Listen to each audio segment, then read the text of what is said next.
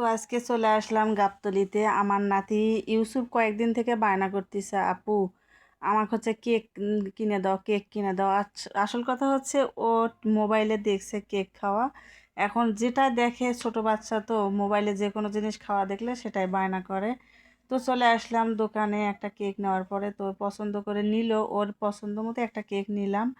নেওয়ার পরে বলতেছে আর কিছু নিবা? তা করছে না আপু, আমার যেটা স্বপ্ন আশা ছিল, স্বপ্ন ছিল, আমার সেটা পূরণ হয়ে গেছে, আমি আর কিচ্ছু নেব না।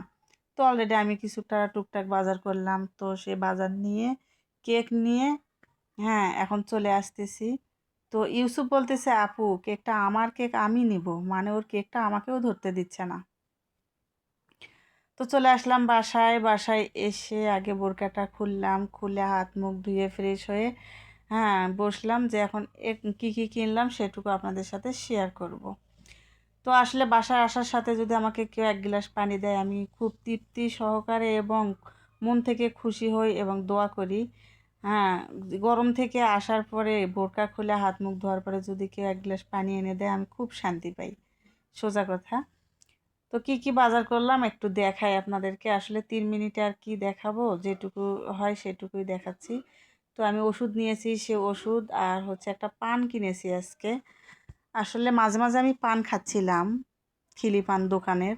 তো এখন অনেকটাই কমে দিয়েছি, তো আজকে দেখে শখ হলো তাই একটা খিলি পান কিনলাম। আর এদিকে এক বোতল সয়াবিনের তেল নিছি 1 লিটার। এই যে মজিদ ভাই আমাকে সব সময় বলে আমি কিপটা আপু, কিপটা আপু। আচ্ছা ভাই দেখো, আমি কিপটা দেখে 1 লিটার তেল কিনেছি। এর আগে 3 লিটার 5 লিটার করে কিনতাম, তো এখন 1 লিটারই বেস্ট আমার কাছে যেটা মনে হয়। জনসংখ্যার লোকজন কমে গেছি তো তাই। তো 2টা হাঁসের ডিম কিনেছি খাওয়ার জন্য। আসলে বাড়ির উপর হাঁসের ডিম পাওয়া যাচ্ছে না। 2টা হাঁসের ডিম আমার থেকে 50 টাকা নিছে ভাই। আর এর মধ্যে আদা রসুন আর পেঁয়াজ কিনেছি। তো এই হচ্ছে আমার বাজার। আর ইউসুফের রিয়াকশনটা দেখেন, ইউসুফ কেক পায়ে কতটা খুশি হয়েছে। আমাদের বগুড়ার কিন্তু কেক আর হচ্ছে দই, এগুলো কিন্তু খুব মজা হয়।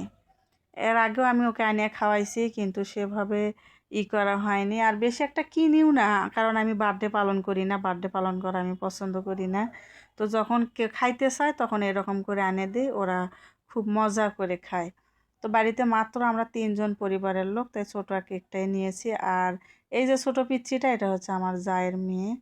তো ওকে দেখেন দিয়েছি চাকু, যে নানু তুমি কাটো। ও তো মানে বিসমিল্লা বলে দিল একটা ফ্যাস। আর এতটা এতটা খুশি। আসল কথা হচ্ছে আমরা বাচ্চাদেরকে যে এত খুশি রাখার চেষ্টা করি, ভালো রাখার চেষ্টা করি, আদৌ কি ওরা আমাদেরকে কোনোদিন ভালো রাখবে বয়সকালে, বৃদ্ধকালে? জানি না আমাদের কপালে কি আছে। হঠাৎ করে কেন জানি মনে হলো, ইমোশনাল হয়ে গেলাম।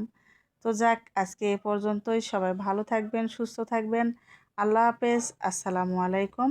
পরবর্তী ভিডিও দেখার জন্য অবশ্য চ্যানেলটা সাবস্ক্রাইব করে পাশে থাকবেন।